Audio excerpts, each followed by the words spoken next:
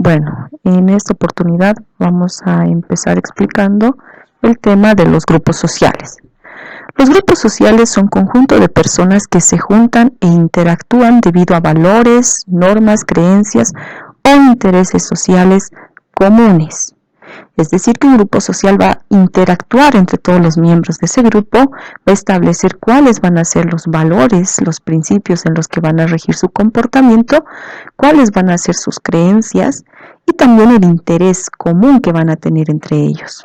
Por ejemplo, en el gráfico podemos encontrar a ciertas comunidades o grupos o pueblos indígenas como los conocemos en nuestro país, que también serían grupos sociales.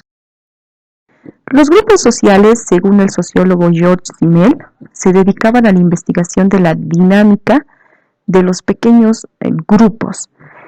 Este sociólogo clasificó en dos grupos sociales. Nos hablaba de las dríadas y las tríadas. Las dríadas estarían compuestas por dos integrantes. Es extremadamente frágil, nos dice esta relación, este grupo social, porque si uno de los miembros deja el grupo desaparece. Las tríadas es un grupo social formado por tres personas cuya dinámica es más flexible, puesto que si uno de los miembros se enojaría, decidiría abandonar el grupo, los otros dos todavía persistirían teniendo esa relación, esa interacción. Entonces este es el aporte del sociólogo Simmel. Pasamos a los grupos sociales. Una de sus características, o podríamos mencionar inclusive uno de sus elementos más importantes, es la interacción social. Todos los miembros del grupo social van a interactuar entre ellos. Va a existir una comunicación constante, dinámica. Y no porque estén juntos. Hoy en día hablamos inclusive de la interacción social a través de las redes sociales. Ustedes, por ejemplo, están interactuando con sus compañeros de semestre a pesar de que no se están viendo en clases presenciales, sino más bien en clases virtuales. Entonces, hoy en día podríamos decir que los grupos sociales tienen esa interacción social, pero no porque estén próximos físicamente, sino porque la tecnología ayuda a esa interacción a través de las redes sociales. Tipos de grupos sociales. Aquí los vamos a clasificar por las características que tiene cada uno de estos grupos. Como primera clasificación o tipo de grupo social encontramos a los grupos sociales primarios. Estos grupos sociales primarios son aquellos a los que pertenecemos incluso desde nuestro nacimiento. Por ejemplo, podríamos mencionar a la familia. Nosotros desde que nacimos ya pertenecemos a una familia, no la hemos elegido. Ya corresponde ese nuevo ser que ha nacido a un grupo social primario. Entonces, las características de este grupo social primario es que existe mucha fraternidad entre los miembros y existe mucha cooperación y solidaridad. También podríamos mencionar como un grupo social a la escuela, que es el lugar donde pertenecemos también desde nuestra infancia.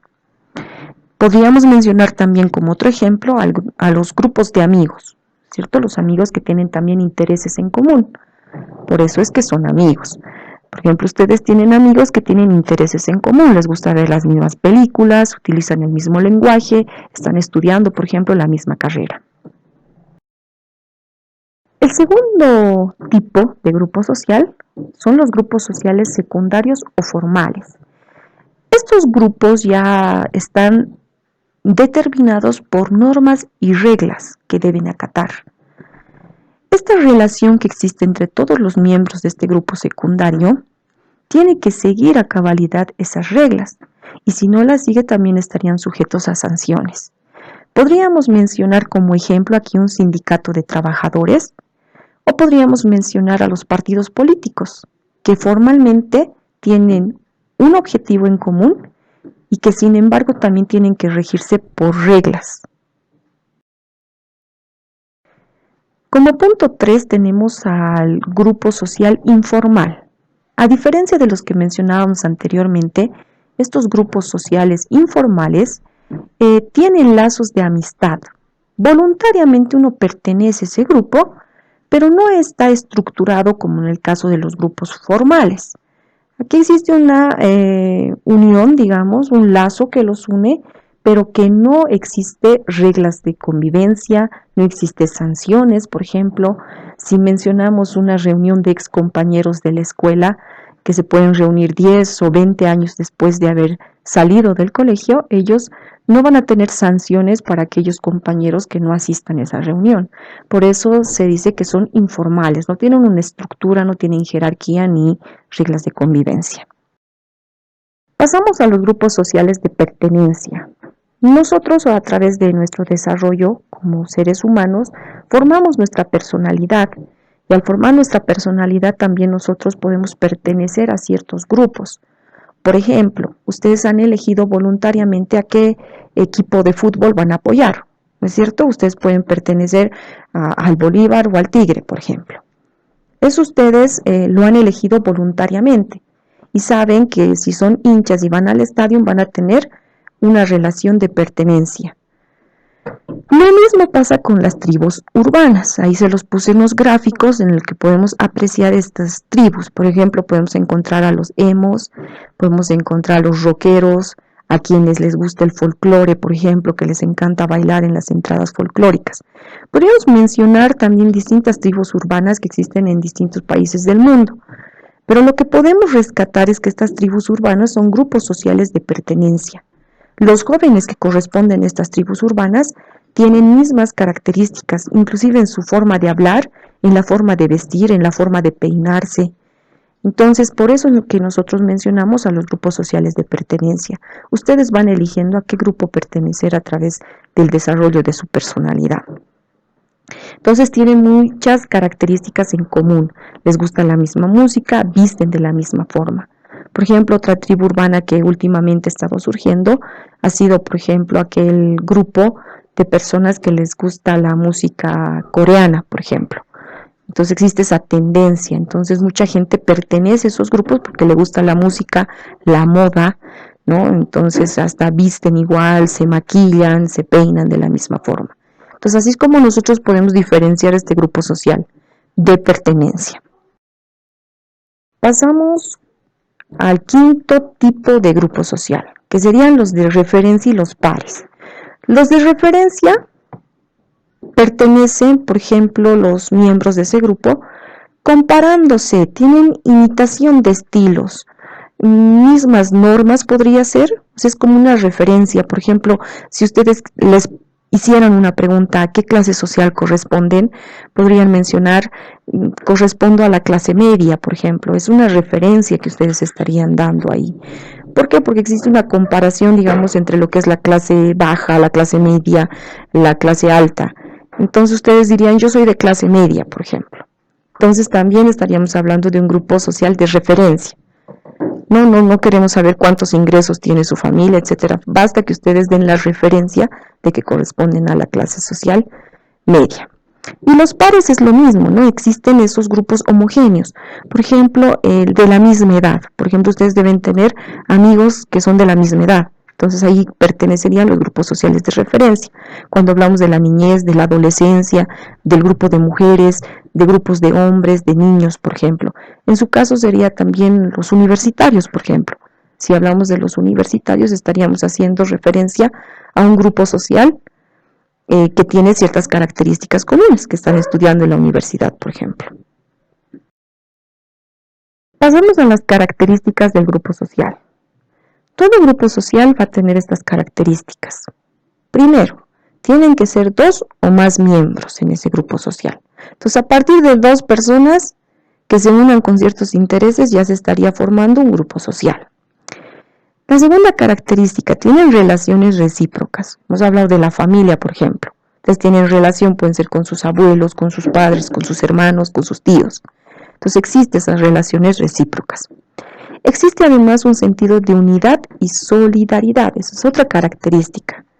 Están unidos, por ejemplo, la familia, la escuela, en el trabajo, en un sindicato, mencionábamos. Y existe solidaridad entre todos sus miembros porque todos los miembros son importantes dentro del grupo social. Pasamos a la otra característica, es que tienen normas grupales. Eso significa que van a tener normas que tienen que seguir. La conducta de los miembros del grupo social tiene que estar regida por normas.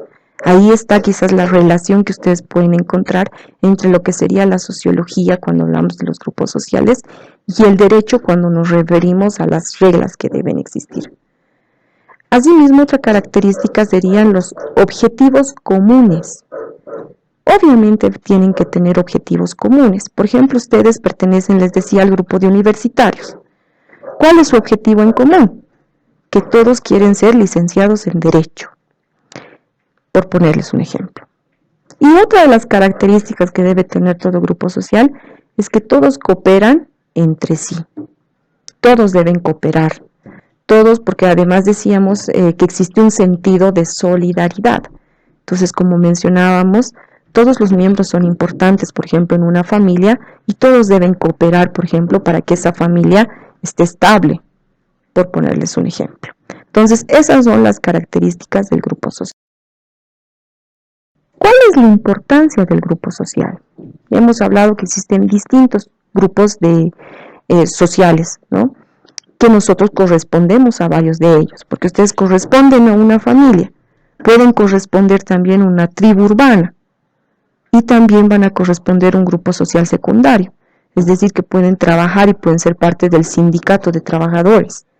Entonces, ¿cuál es la importancia del grupo social? La importancia radica precisamente en el desarrollo que hace que nosotros podamos interactuar, que sea dinámica nuestra interacción. Podemos mejorar nuestra personalidad a través de la adquisición de nuevas normas, costumbres, formas de comportamiento.